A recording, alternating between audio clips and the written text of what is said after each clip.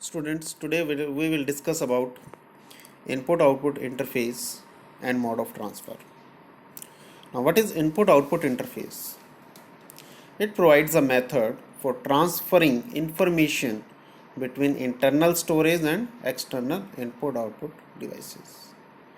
There are some difference between working of input-output devices and CPU, memory, etc. Peripherals are electromechanical devices, electromagnetic devices working differently as compared to CPU and memory, which are electronic devices. Data transfer rate is different. Data code and formats in peripherals might be different from the word formats in CPU and memory. Operating mode of peripherals may be different from each other, and each must be controlled by CPU without disturbing the operation of others. So, different peripheral devices have different properties. So, we need a device known as interface unit between CPU and peripheral to supervise and synchronize all input-output transfer. This is known as input-output interface.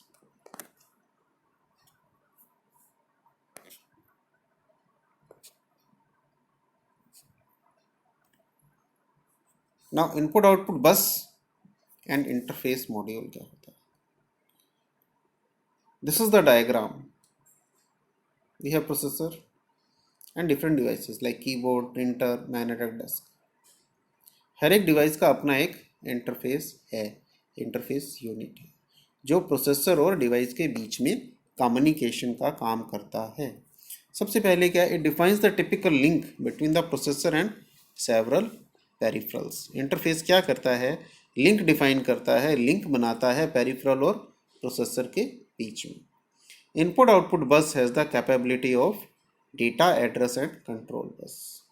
तीनों buses की capabilities को मिला के उसको नाम दिया गया input output bus. All peripherals have its own interface unit. To communicate with a particular device, processor place a device address on the address line and control signals on control lines. Processor सबसे पहले क्या करेगा, जिस भी device के साथ उसे communication करना है उसका जो एड्रेस है वो एड्रेस बस पे प्लेस कर देगा और कंट्रोल सिग्नल कि क्या काम करना है. Each interface डिकोड्स the address from the input output बस, इंटरप्रेट्स देम फॉर पेरिफेरल. सभी इंटरफेस यूनिट्स जिस जिस डिवाइस की हैं वो उस एड्रेस को डिकोड करेंगे, इंटरप्रेट करेंगे. The interface whose address matches with the address on the address bus enables the device and activates the path between bus lines and the device. जिस पर्टिकुलर डिवाइस का address उस बस पे है वो इंटरफेस क्या करेगा, वो लिंक को एनेबल कर देगा, कम्युनिकेशन एनेबल हो जाएगा.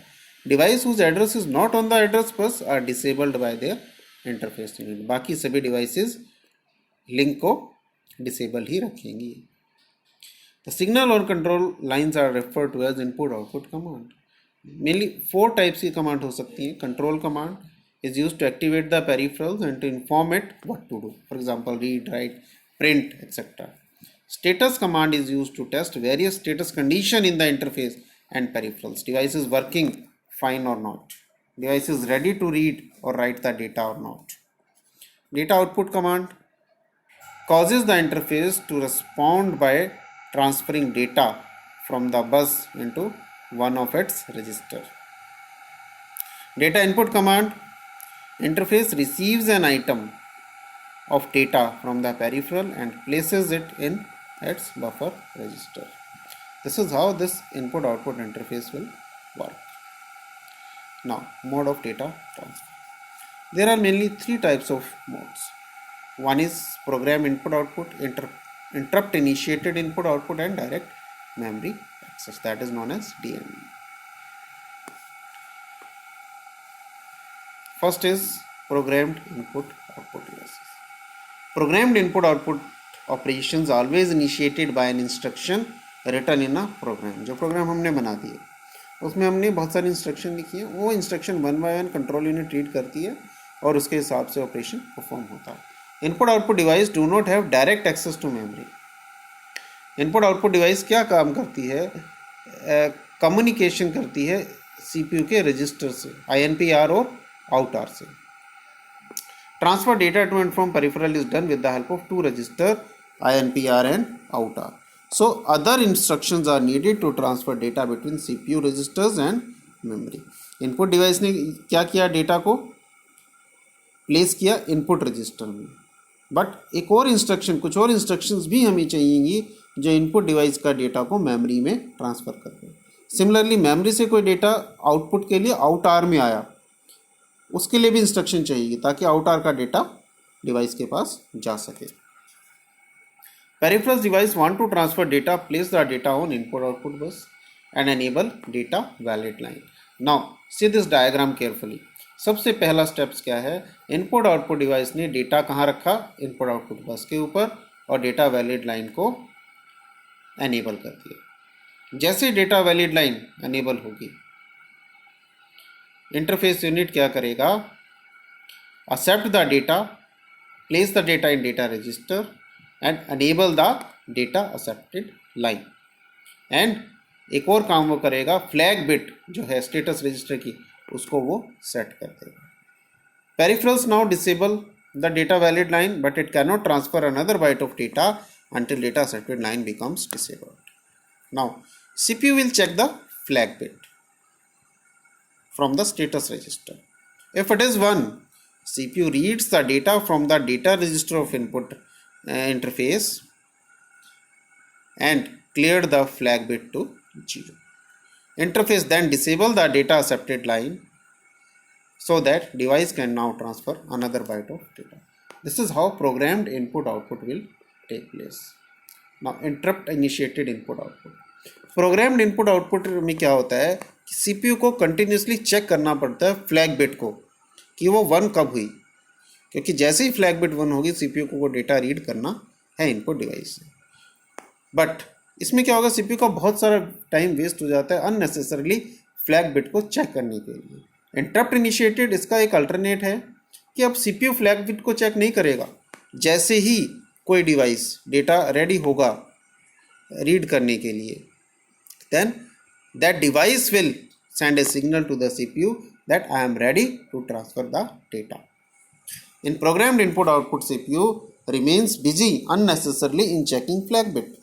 Alternate way of this is interrupt facility, in which CPU is doing its work, CPU अपना काम कर रहा है, and device interrupts the CPU to tell that flag has been set. When interrupt, CPU responds to the interrupt signal by suspending its work. फिर CPU क्या करेगा? CPU अपना जो काम कर रहा है उसको सस्पेंड करेगा, या उस अपनी जो एग्जीक्यूशन है, इंस्ट्रक्शन जो करंटली एग्जीक्यूट हो रही है उसको वो पूरा कंप्लीट करेगा. उसका जो स्टेटस वर्ड है, स्टेटस वर्ड मीन्स उस पर्टिकुलर इंस्ट्रक्शन के बाद जो उस प्रोग्राम की पूरी कंडीशंस हैं, वेरिएबल्स की वैल्यू, नेक्स्ट इंस्ट्रक्शन का एड्रेस, वो सब स्टैक में स्टोर होगा. Then control transfer to the service routine responsible to handle input output transfer. 2 तरह से इनपुट आउटपुट ट्रांसफर को हैंडल किया जा सकता है. इंटरप्ट को हैंडल किया जा सकता है non vectored, in which branch address input output service routine is assigned to a fixed location in the memory. Non vector में क्या होगा, इनपुट आउटपुट रिक्वेस्ट को हैंडल करने के लिए जो प्रोग्राम रिस्पॉन्सिबल है वो एक फिक्स्ड लोकेशन पे होता है हमेशा.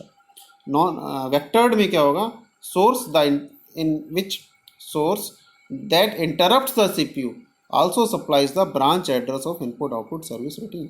अब वेक्टर्ड इंटरप्ट में क्या है, जो डिवाइस इंटरप्ट कर रही है वो CPU को ये भी बता देगी कि इस इंटरप्ट को हैंडल करने के लिए जो प्रोग्राम रिस्पॉन्सिबल है वो कहाँ पर स्टोर है. After servicing input output request, CPU can resume the suspending task by taking the address of next instruction from stack or restoring the program status word. Now third one is DMA, direct memory address, direct memory access. Transfer of data between fast storage device like magnetic disk and memory is often limited by the speed of CPU. To increase the speed of data transfer between device and memory enables the device and memory to transfer the data directly without using the CPU. Direct memory access का concept क्या है कि अब CPU को बीच में से हटा दिया, मेमोरी और इनपुट आउटपुट डिवाइस के बीच में डायरेक्ट कम्युनिकेशन हो पाता है. तो अननेसेसरली जो टाइम वेस्ट हो रहा था बीच में, सीपीयू पहले डेटा को रीड कर रहा था अपने रजिस्टर में और उसके बाद वहाँ से वो ट्रांसफ़र हो रहा था, तो वो टाइम हमारा बच जाता है. This technique is known as direct memory access. CPU has two control signals, BR and BG, to facilitate DMA transfer. CPU terminates execution of current instruction and relinquish the control of buses after receiving bus request BR is equal to 1 signal from DMA controller and activate the bus grant signal is high. अगर किसी भी device को data को transfer करना है memory को, तो एक बस ग्रांट का सिग्नल आएगा सीपीयू के पास. जैसे ही बस ग्रांट सिग्नल सीपीयू के पास आएगा, सीपीयू क्या करेगा, बसेस का कंट्रोल छोड़ देगा, अपने काम को एक बार रोक देगा और बसेस को डीएमए कंट्रोलर को सौंप देगा, ताकि डीएमए कंट्रोलर डेटा को डायरेक्ट ट्रांसफ़र कर पाए. और वो कैसे बताएगा, बस ग्रांट सिग्नल को हाई करके. After completing transfer of data, DMA disables the bus request line. बस रिक्वेस्ट को डिसेबल कर देगा. इट मीन्स कि डीएमए का काम खत्म हो गया है, जो ट्रांसफ़र होना था वो पूरा कंप्लीट ट्रांसफ़र हो चुका है. When BR is equal to 0, CPU disables the bus grant signal and resume its normal operation. Now, burst transfer is the transfer of complete block of data between memory and input-output devices under DMA controller. In this, CPU sits idle for a long time. जब तक कि पूरा का पूरा block हमारा transfer नहीं हो जाता, तब तक CPU कोई काम नहीं करेगा. साइकिल स्टीलिंग क्या है कि एक पर्टिकुलर क्लॉक साइकिल के लिए ही बसेस का कंट्रोल डीएमए के पास आएगा, फिर वापस सीपीयू के पास.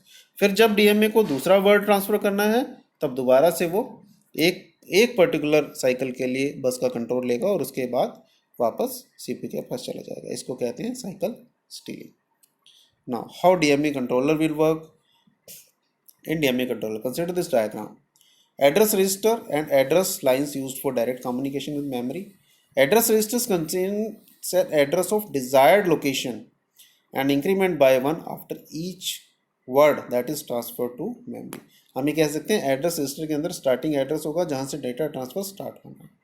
वर्ड काउंट में टोटल नंबर ऑफ वर्ड्स जो ट्रांसफर होंगे. वर्ड काउंट, एक वर्ड ट्रांसफर होते ही वर्ड काउंट एक माइनस हो जाएगा.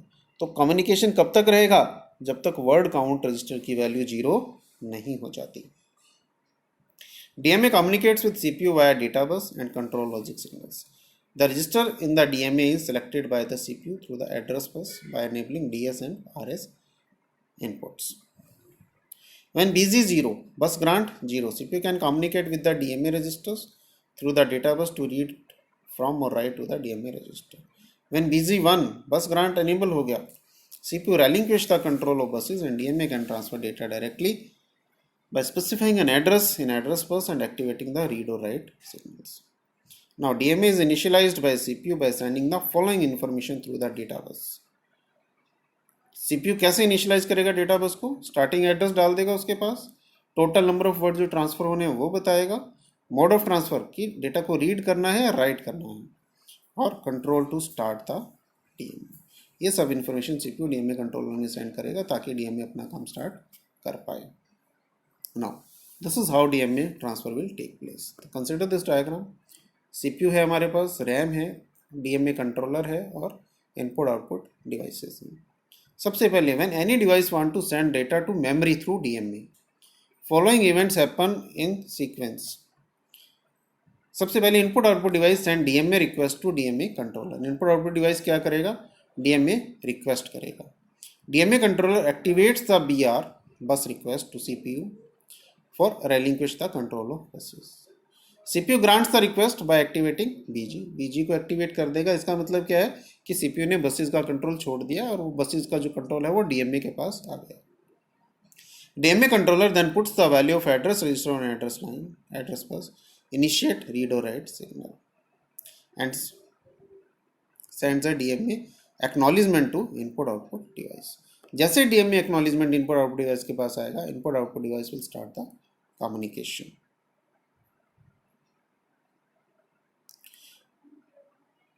When device receives DMA request, DMA acknowledgement, it receives a word. अगर read operation है तो word को receive करेगा, write operation है तो word को write करेगा डेटा बस पे, and supplies the address for memory without the intervention of CPU. DMA controller increments its address register and decrements word count register after transfer of each word. Address register हम increase करेंगे ताकि हम next word तक पहुंच जाएं, और word count को हम डिक्रीमेंट करेंगे ताकि हम 0 तक पहुंच पाएं जब हमारा सारा का सारा डेटा ट्रांसफर हो जाए. When word count register reaches to 0, DMA stops transfer of data and remove bus request. CPU can read the contents of word count register to check its value. CPU word count register को check करेगा, जैसे ही उसकी value 0 होगी CPU को पता लग जाएगा कि total data has been transferred. CPU can now take the control of buses from its work. This is how DMA will work.